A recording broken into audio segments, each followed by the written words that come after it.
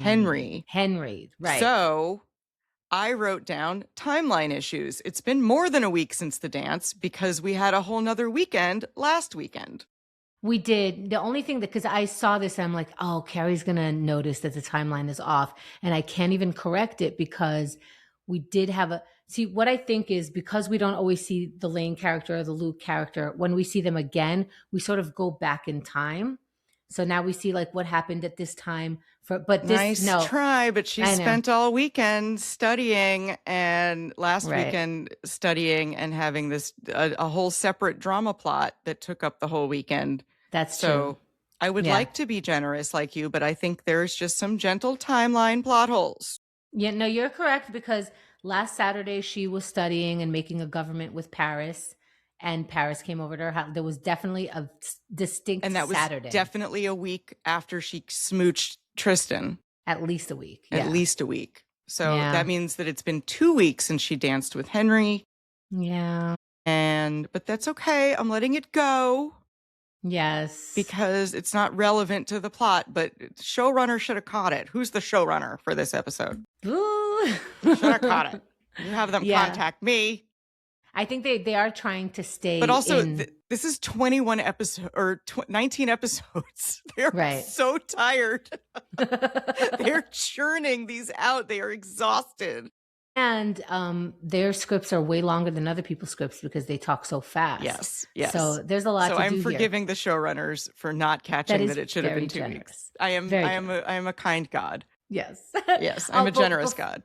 Before we move on from this, there's just something about, so Lane met her male counterpart, the other perfect Korean, who's also second generation, so is a little more loosey-goosey and is understanding of the Lane character. They come from sort of a similar situation like that, where their parents expect things and, you know, all that kind of stuff. But or at least actually that's just what Lane thinks, and that's what we know of like first generation, right? There's certain expectations, not necessarily from this guy. My point is, she is nervous because this is a perfect Korean for her parents. And I thought about this. To be anti-dating someone that your parents would like is so sad. It's because you're ruining your own likes. You know, you're letting it taint your choices too much. You're going the other direction. But I also thought about the pressure that, because I was expected to marry the Jewish counterpart who, you know, was expected of this, that, and the next, and everything fits right. And we're going to like his parents and they're going to like my parents and all of this stuff. If dating that first person, because when you date someone that your parents like so early, you can't date them as casually. You can't see, you know, American parents are like, yeah, date, try them on, see what you like. Right. There's no such thing.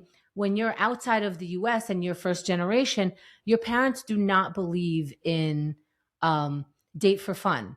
So it puts like a lot of pressure in as soon as we date. It's like kind of like dating a friend. It's going to be a little bit more serious because you already have this backlog of, I know you, I know your expectations, and we're not starting from zero.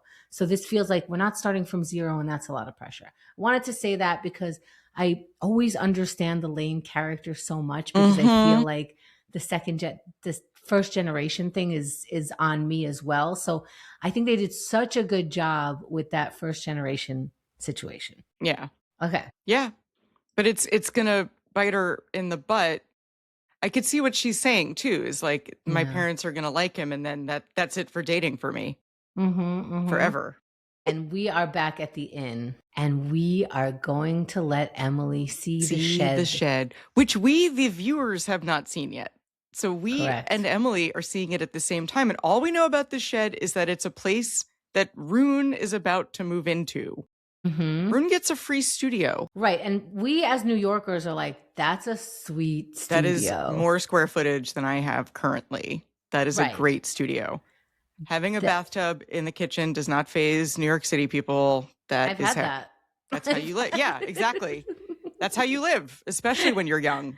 Yep. Especially in your 20s. That's the apartment you get. It's not weird. I mean, it's weird, but it's not weird, you know? Yes, but my mom would have been equally horrified. And I think No, I always want to say Rory was a little too naive, but I fully understand it because Rory gets the more warmer side of Emily. So she thinks that she can piggyback on the warmth that they're having of the day. And it's like, look at this fantastic place my mother figured out and made this so cozy. And I liked my childhood so much. And Emily almost fainted. Yeah. She's like, you were homeless, you know? Right. And I've And told you about this in the past. My mom walked into one of my apartments, the one where the Mhm. shower was right next to the kitchen sink, and she cried. Yeah. And so I know for a fact my mother would be like, oh my God, this is where Wow. you brought a child. Yeah.